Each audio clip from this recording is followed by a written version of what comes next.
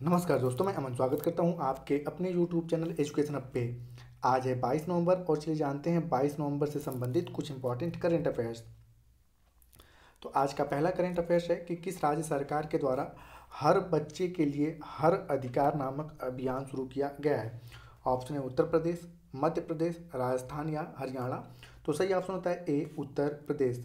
अब इसके एक्सप्लेन देखते हैं। तो यहाँ पे है कि नवंबर 2023 में उत्तर प्रदेश सरकार ने हर बच्चे के लिए हर अधिकार नामक अभियान की शुरुआत की है।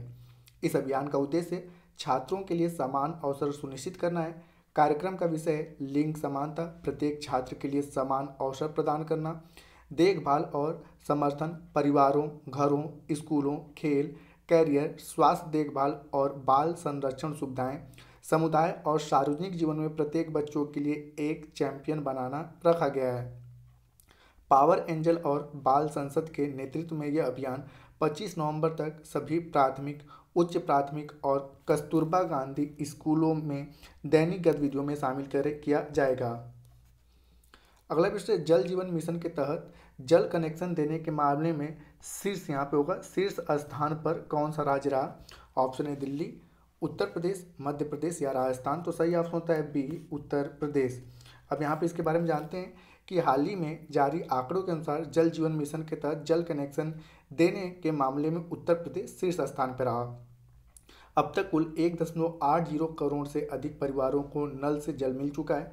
यह नल जल कनेक्शन देने के लिए कुल लक्ष्य का करीब 69 यानी कि 69% है। 1 अप्रैल साल 2020 को उत्तर प्रदेश 13वें स्थान पर था। जल जीवन सर्वेक्षण अवार्ड 2023 में उत्तर प्रदेश के गाजियाबाद ने हाई अचीवर श्रेणी का दूसरा स्थान हासिल किया है। अचीवर श्रेणी में उत्तर प्रदेश का कानपुर पहले स्थान पे, भदोही दूसरे और मुरादाबाद तीसरे स्थान पे है। एस्पिरेंट श्रेणी में देश में मथुरा दूसरे और उन्नाव तीसरे स्थान पर है। परफॉर्मेंस श्रेणी में देश में आजमगढ़ पहले तो अचीवर में अयोध्या तीसरे स्थान पर है। जल जीवन के तहत प्रदेश सरकार ने अब तक कुल 53,000 करोड़ रुपए से अधिक खर्च किए हैं। जल जीवन मिशन की शुरुआत अगस्त साल 2019 में की गई थी। इस मिशन का लक्ष्य है कि साल 2024 तक देश के हर ग्रामीण परिवार को कार्यात्मक घरेलू नल कनेक्शन प्रदान करना है। अगला विषय इंडिया आर्ट आर्किटेक्चर डिजाइन समारोह का आयोजन कहाँ किया जाएगा। ऑप्शन है गुजरात, कर्नाटक, दिल्ली या हिमाचल प्रदेश। तो सही ऑप्शन होता है सी, दिल्ली। एक्सप्लेन देखते हैं। तो हाल ही में इंडिया आर्ट आर्किटेक्चर डिजाइन समारोह का लोगों को जारी किया गया। इस लोगों को केंद्रीय विदेश राज्य मंत्री मीनाक्षी लेखी द्वारा जारी किया गया। यह समारोह सम्मेलन नई दिल्ली में आयोजित किया जाएगा। इसका आयोजन 9 से 15 दिसंबर 2023 तक होगा। इस समारोह का आयोजन केंद्रीय संस्कृति मंत्रालय द्वारा किया जाएगा। मुख्य आयोजन नई दिल्ली में होगा। इसके अलावा मुंबई और बेंगलुरु में भी कुछ कार्यक्रम आयोजित किए जाएंगे। इसका लक्ष्य वैश्विक मंच पर देश की वास्तुकला और कलात्मक प्रतिभा को प्रदर्शित करना है।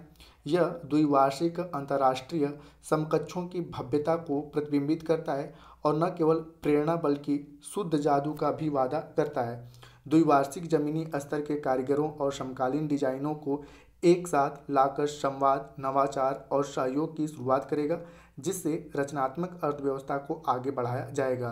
इसका लक्ष्य पारंपरिक जमीनी स्तर के कलाकारों और समकालीन डिजाइनरों, क्यूरेट्स, आर्किटेक्चर्स और विचारशील नेताओं को उम्र, लिंग और शैली की सीमाओं से परे आगे लाना है। अगला विषय भारत और ऑस्ट्रेलिया के बीच 2+2 मंत्री स्तरीय वार्ता कहाँ आयोजित की जा रही है। ऑप्शन है ऑस्ट्रेलिया, गोवा, तमिलनाडु या नई दिल्ली। तो आपका सही ऑप्शन होता है डी, नई दिल्ली में। एक्सप्लेन देखते हैं। तो भारत और ऑस्ट्रेलिया के बीच 2+2 मंत्री स्तरीय वार्ता 20 नवंबर को शुरू हुई। यह वार्ता नई दिल्ली में आयोजित की जा रही है। भारत और ऑस्ट्रेलिया के मध्य यह दूसरी 2+2 मंत्री स्तरीय वार्ता है। इस वार्ता में ऑस्ट्रेलिया के विदेश मंत्री पेनी रिचर्ड मार्शल भाग लेंगे। भारत की ओर से विदेश मंत्री एस जयशंकर और रक्षा मंत्री राजनाथ सिंह शामिल होंगे। भारत और ऑस्ट्रेलिया एक व्यापक रणनीतिक साझेदारी साझा करते हैं और इस वार्ता के दौरान साथ साथ द्विपक्षीय रक्षा सहयोग और गति मिलने की उम्मीद है। 2+2 वार्ता और द्विपक्षीय रक्षा मंत्रियों की बैठक में दोनों देशों के द्वारा आपसी हित के व्यापक मुद्दों पर चर्चा की जानी है। अगला विषय जेवियर माइली किस देश के नए राष्ट्रपति बने। ऑप्शन है अर्जेंटीना, इटली, फिनलैंड या स्वीडन? तो सही ऑप्शन होता है ए अर्जेंटीना। एक्सप्लेन देखते हैं। तो हाल ही में अर्जेंटीना के दक्षिण पंथी नेता जेवियर माइली ने राष्ट्रपति का चुनाव जीत लिया है। जेवियर अर्जेंटीना के अगले राष्ट्रपति होंगे। राष्ट्रपति के चुनाव में उन्होंने कुल 56% मत प्राप्त किए। उन्होंने इस चुनाव में अर्जेंटीना के पूर्व वित्त मंत्री और राष्ट्रपति पद की उम्मीदवार सर्जिया मासा को हराया। जेवियर माइली चीन विरोधी माने जाते हैं। वे चीन के अलावा ब्राज़ील की भी खुली आलोचना करते हैं। जेवियर का कहना है कि वे किसी भी कम्युनिस्ट देश के साथ कोई सौदा नहीं करेंगे। अर्जेंटीना दक्षिण अमेरिका महाद्वीप का एक देश है और इसकी राजधानी ब्यूनस आयर है। अगला विषय कि अशोक वासवानी को किस बैंक का एमडी और सीईओ बनाया गया है। यहाँ पे एमडी होगा और सीईओ बनाया गया है। ऑप्शन है कोटक महिंद्रा, एसबीआई, यूबीआई या पीएनबी। तो सही ऑप्शन होता है ए कोटक महिंद्रा। अब इसके बारे में जानते हैं। तो कोटक महिंद्रा बैंक एक निजी क्षेत्र का बैंक है। हाल ही में अशोक वासवानी को कोटक महिंद्रा बैंक का एमडी और सीईओ नियुक्त किया गया है। कोटक महिंद्रा बैंक के निदेशक मंडल ने उनकी नियुक्ति को मंजूरी प्रदान की है। उनकी नियुक्ति 3 सालों के लिए की गई है। उनका कार्यकाल 1 जनवरी साल 2024 से शुरू होगा। अशोक वासवानी बैंक के एमडी और सीईओ के पद पर दीपक गुप्ता का स्थान लेंगे। वासवानी फिलहाल अमेरिकी इजरायली एसआई वित्तीय प्रौद्योगिकी कंपनी पगाया टेक्नोलॉजी लिमिटेड के अध्यक्ष हैं। भारतीय रिजर्व बैंक ने पिछले माह इनकी नियुक्ति को मंजूरी प्रदान की थी। कोटक महिंद्रा बैंक देश का तीसरा सबसे बड़ा निजी क्षेत्र का बैंक है। इस बैंक की स्थापना साल 1985 में एनबीएफसी के रूप में की गई थी। इसका मुख्यालय मुंबई में है। अगला विषय कि हाल ही में सेनिस पालिसियोस ने मिस यूनिवर्स का खिताब जीता, वह किस देश की हैं? तो ऑप्शन है अर्जेंटीना, निकारागुआ, अमेरिका या ब्राज़ील। तो सही ऑप्शन होता है बी निकारागुआ। एक्सप्लेन देखते हैं। तो हाल ही में मिस यूनिवर्स प्रतियोगिता का आयोजन अल सल्वाडोर की राजधानी सान सल्वाडोर में किया गया। यह मिस यूनिवर्स का 72वां संस्करण था। सेनिस पालासियोस ने मिस यूनिवर्स का खिताब जीत लिया है।